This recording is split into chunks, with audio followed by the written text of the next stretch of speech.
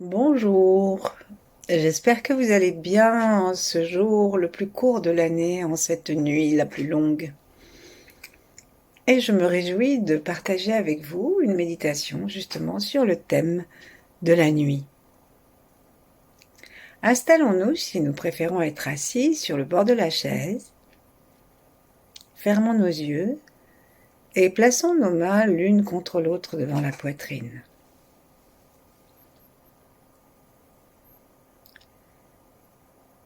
Plaçons notre attention derrière les mains, dans la poitrine, dans le tantian médian, ce foyer entre le haut et le bas, le cerveau et le ventre. Respirons en nous installant dedans, dans la détente du lieu du trône de l'empereur, du trône de l'amour.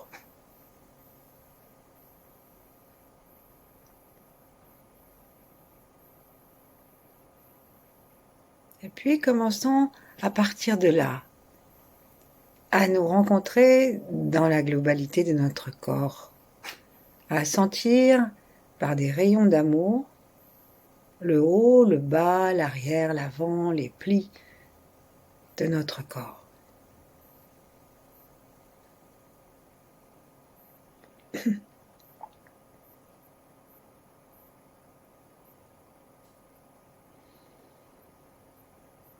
Laissons le feu du cœur grandir.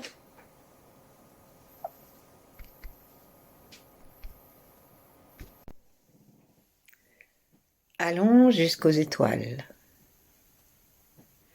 Allons jusqu'à l'étoile polaire au-dessus de notre tête et invitons-la à venir rejoindre notre cœur.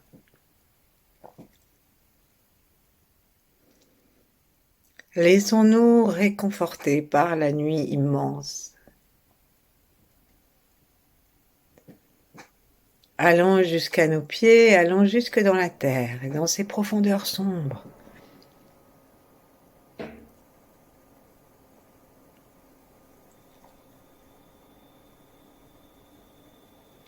Et demandons-lui de faire monter sa sève jusqu'à l'intérieur de nous.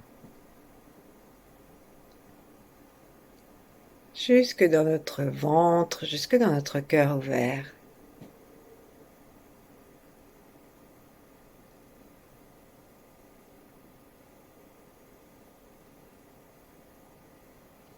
Et relions-nous à tous ceux qui nous ont précédés, à ceux qui nous suivront, à ceux qui vivent en même temps que nous.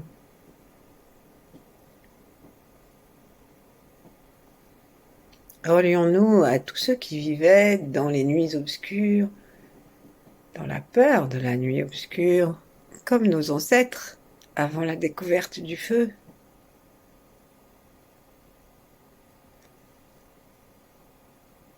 Et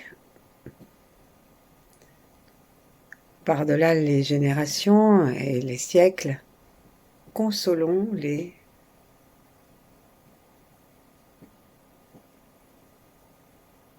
Et puis observons une de nos peurs, une de nos négativités, une de nos inquiétudes, de nos colères, de nos angoisses, une de nos obsessions.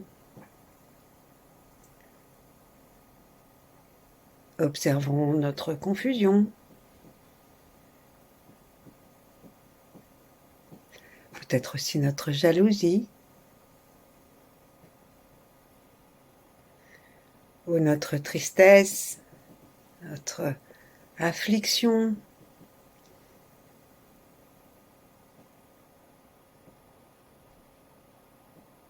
Observons si nous avons une colère qui surnage, si on peut dire, qui surplombe notre vie.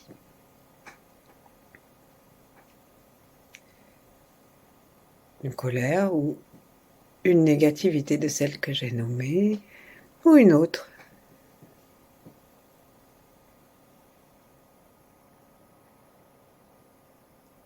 Et demandons-nous tranquillement si nous pouvons la placer en dehors de nous, juste pour l'observer. Avons-nous raison de nous mettre en colère? Avons-nous raison d'être jaloux, d'être tristes?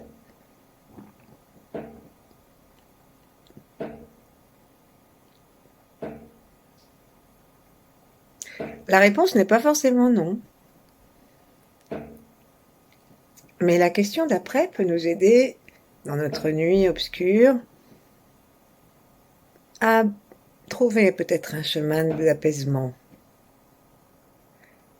Avons-nous raison d'être tristes, d'être confus, angoissés à ce point-là, à ce point d'obscurité profonde où nous ne savons plus comment sortir de cette prison noire?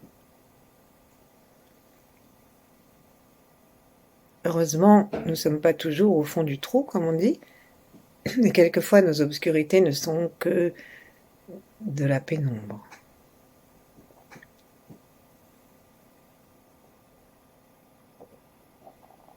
Pour savoir si nous avons raison d'être dans cette négativité, pardon, j'ai un petit peu enrhumé. Pour savoir si nous avons raison d'être dans cette négativité, eh bien, il suffit de nous poser la question. Donc, retournons à nouveau notre regard à l'intérieur de nous et amenons-le vers le cœur.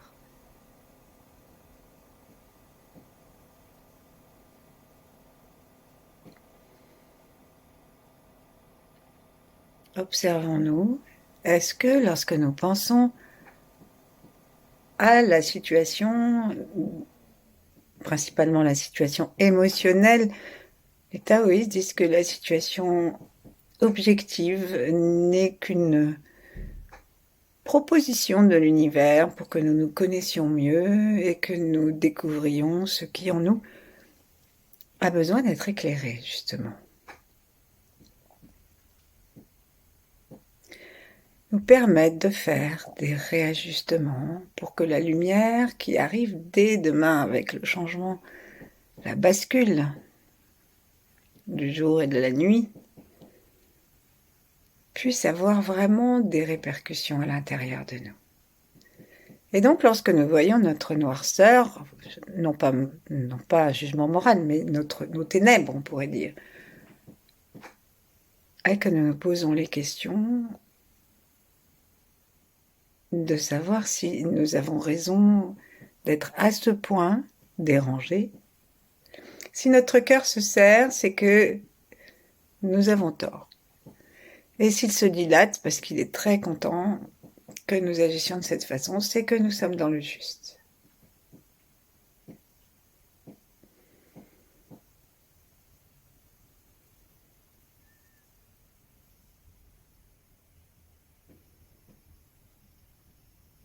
Alors, si par hasard nous nous sommes sentis un peu plus étriqués que déployés, sourions-nous, sourions à notre nuit et prenons les leçons de la nature.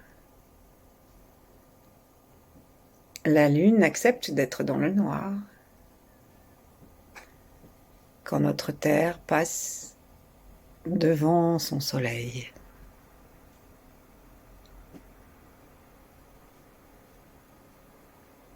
La terre aussi.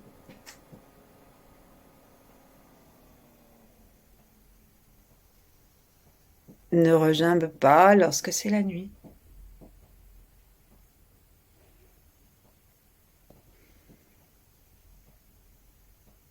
Les animaux s'accommodent, ils vont se cacher, ils vont dormir.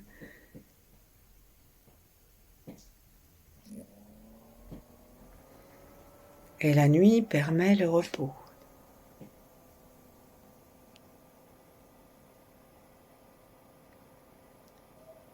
Dans l'alternance yin-yang, il n'existe pas d'éveil s'il n'y a pas de sommeil.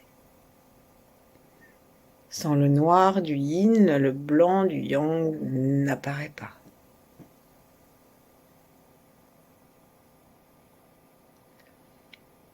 Et ils disent que c'est au bout du yin, au bout du féminin, qu'apparaît le yang. Et au bout du masculin apparaît le yin, dans une ronde joyeuse, souple. Au bout de notre nuit apparaîtra la lumière.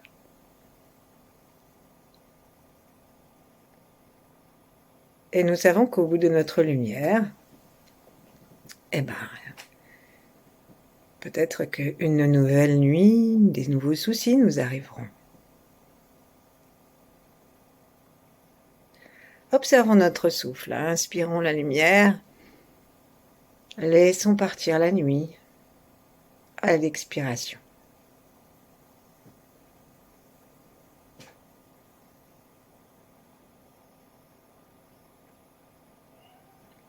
Tournons comme un souffle régulier, comme la Terre autour du Soleil, la Lune autour de la Terre,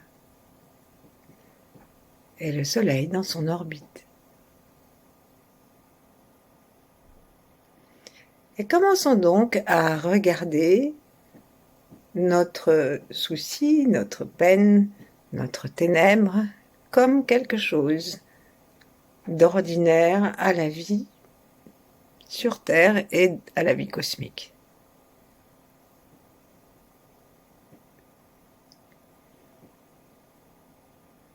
Et puis observons les enfants. Les enfants adorent l'obscurité, à condition toutefois qu'il y ait un petit point de lumière dedans.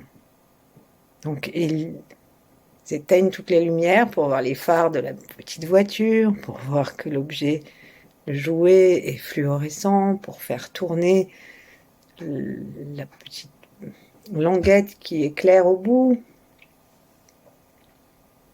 Ils aiment cette obscurité quand elle est un jeu traversé de lumière. Prenons donc conscience que chaque fois que nous inspirons dans notre obscurité cette petite lumière qui pourrait presque transformer notre obscurité, notre situation en jeu.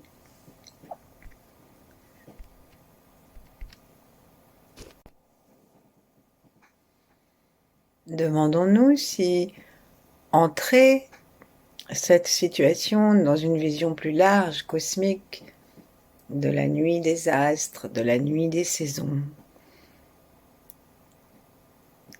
si cela ne l'allège pas.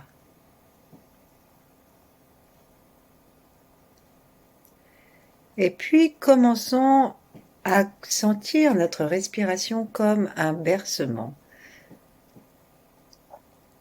qui nous aide à trouver la zone en nous du calme.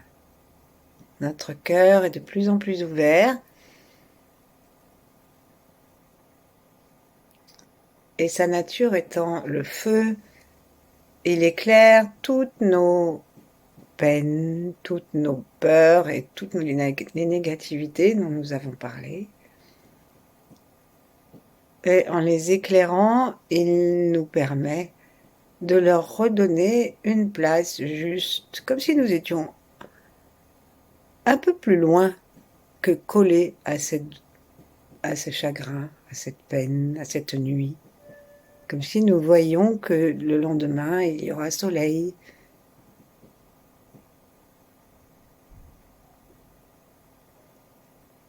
Suivons le souffle et laissons-nous bercer.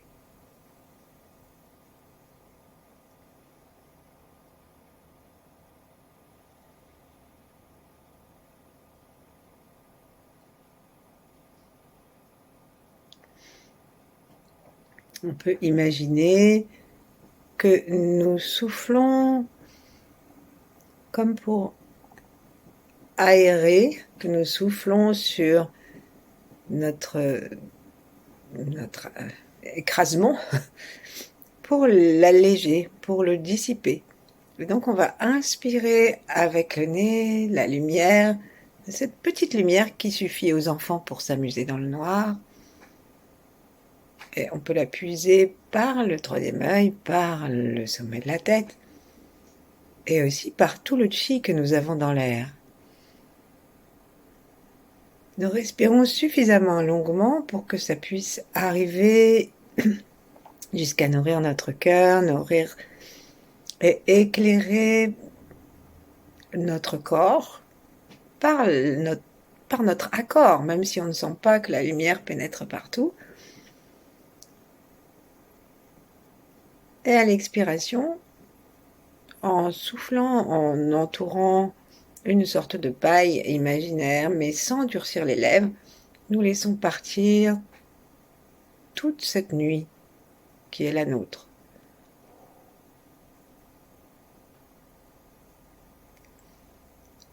Tandis que nous recommençons, nous allons le faire 9 fois.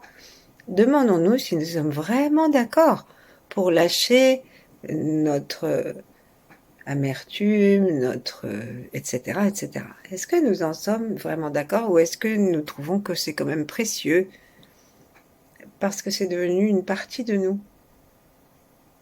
Inspirons de la lumière et expirons la bouche en rond en envoyant vers la terre notre réponse.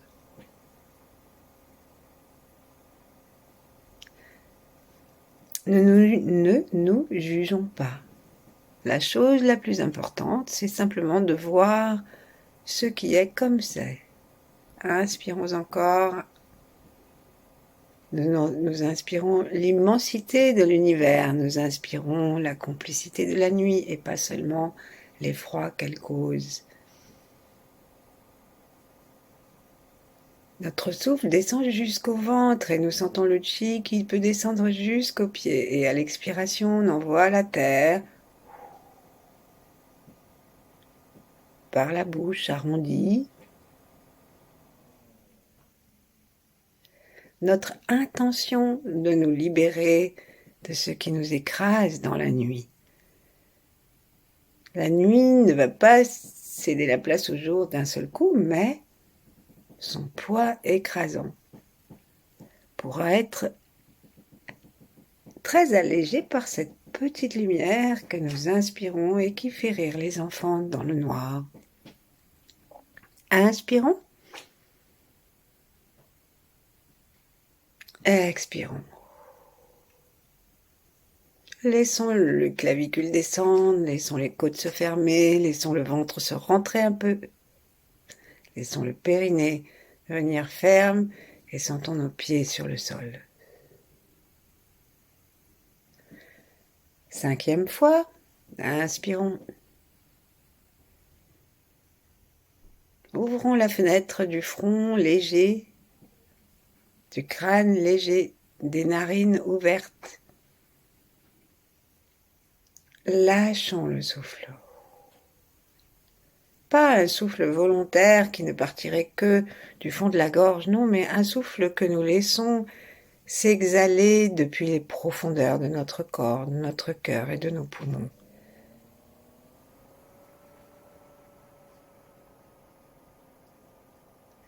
Acceptons la nuit, invitons la lumière. Inspirons. Profondément. Cet air que nous inspirons souffle sur le feu de notre cœur, qui se met à flamboyer de plus en plus et qui nous aide à expirer nos négativités et notre ténèbre.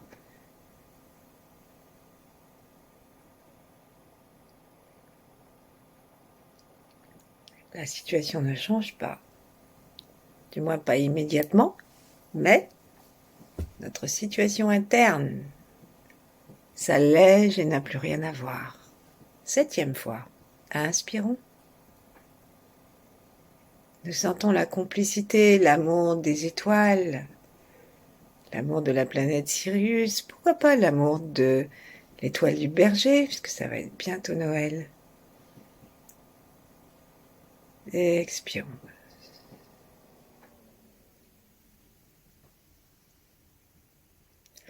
Rappelons-nous, puisqu'il est question de Noël et de naissance, rappelons-nous que lorsque le bébé naît, il y a une étape de lui qui meurt définitivement. plus jamais il ne pourra retourner dans le ventre de maman, dans une situation de vie de poisson. Expirons à nouveau. Mais par contre, quelque chose de tout à fait nouveau et complètement différent peut voir le jour. Dernière fois, inspirons la lumière, inspirons la douceur de l'univers, les étoiles scintillantes. Sentons la nuit douce qui nous enveloppe comme un manteau et non pas comme un carcan. Expirons.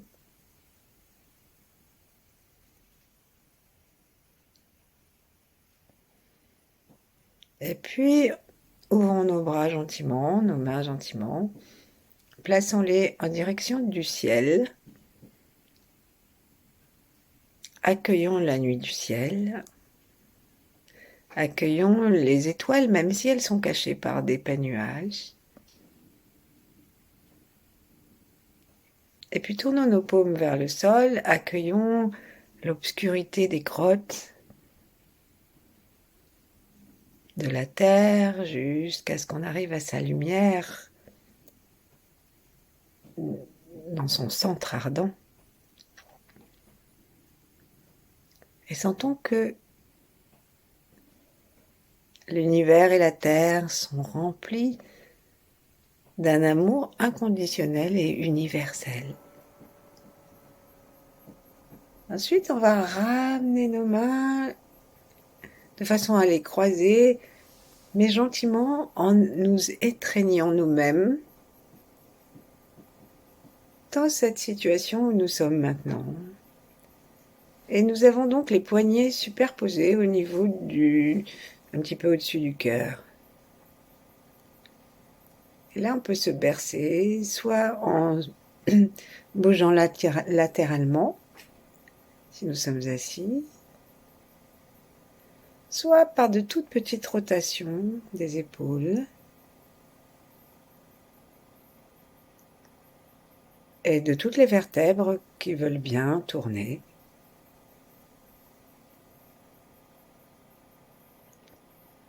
Et même, on peut faire les deux, c'est-à-dire qu'on va aller latéralement et pivoter en même temps, et dessinons ainsi un 8, le 8 de l'infini.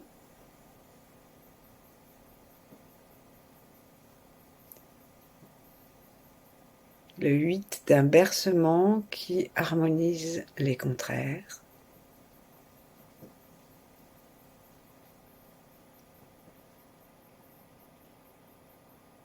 Et demeurons ainsi le temps qu'il nous plaira. Merci. À demain.